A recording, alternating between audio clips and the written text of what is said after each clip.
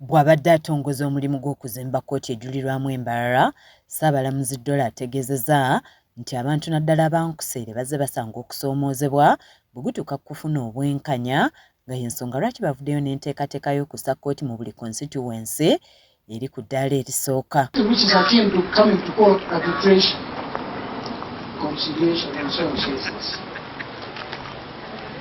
By the way, only 10% of all disputes in this country, a study has established, comes to the courts of law. Only 10%. So what happens to the 90% of all disputes in this country?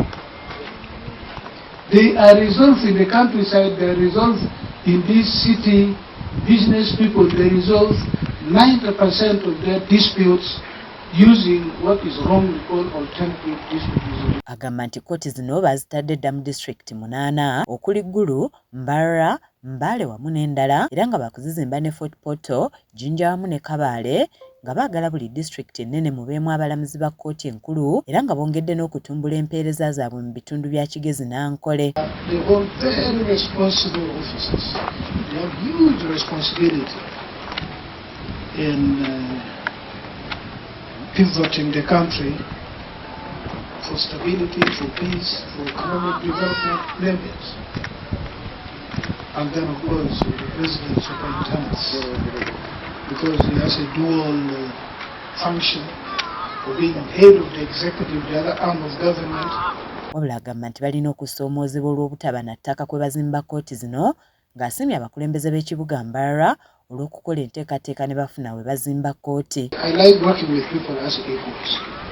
By virtue of constitutional or legal provisions, friends and culture, I recognize that I am first among equals.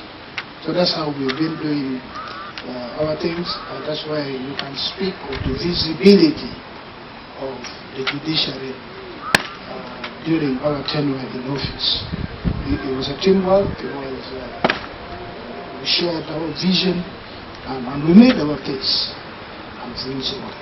Wabaddewo n'omusomo ogwetabiddwamu abalamuzi okuva mu bitundu ebyankole ne Kigezi nga guno guyindidde mu Las Vegas Hotel nga gugendereddwamu okutema empenda mwe banaayita okulaba nga abo abalina emisango mu kkooti batuuka ku nzikiriziganya kikendeeze ku misango egyetuumye mu kkooti ez'enjawulo. Ye omubaka wa Mbarara North Honorable Robert Mwesigwa Rukari yeebazizza abakulembeze b'ekibuga Mbarara olw'enteekateeka eno gy'agamba nti yakuleeta enkulaakulana mu kitundu ng'asabye abalamuzi nga tebannasala misango gya ttaka basookenga kutuuka ku ttaka eririko enkaayana beebuuze ku batuuze ng'asiimye Ssaabalamuzi Dolly olw'okugogola ekitongole ekiramuzi naddala ng'alwanyisa enguzi. We have 190 acres here.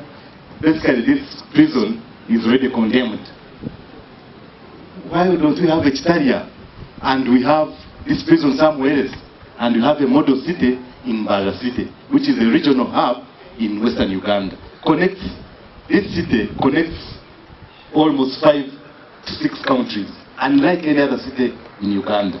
Ye mmeeya w'ekibuga Mbarara Kachebezi Robert aweze nti bakukolera wamu n'essiga eddamuzi okulaba nga balwanyisa abakyala kimpadde abeefunyiridde okubba ettaka lya gavumenti. Yes, I'm going to see it and I will even give a speech as a mayor. I don't know for how long you are going to construct this. 2 years? I want 2 years for you to have finished construction, everything, painting, such that I come I also participate in this. Other lawyers and even you judges protect the government land. The mayor has talked about this Charwabuganda land. The issue of Charwabuganda. I know we are going to have it back. Joan Kachabe yakusakidde eggulire lino ku lwa KSTV Agale.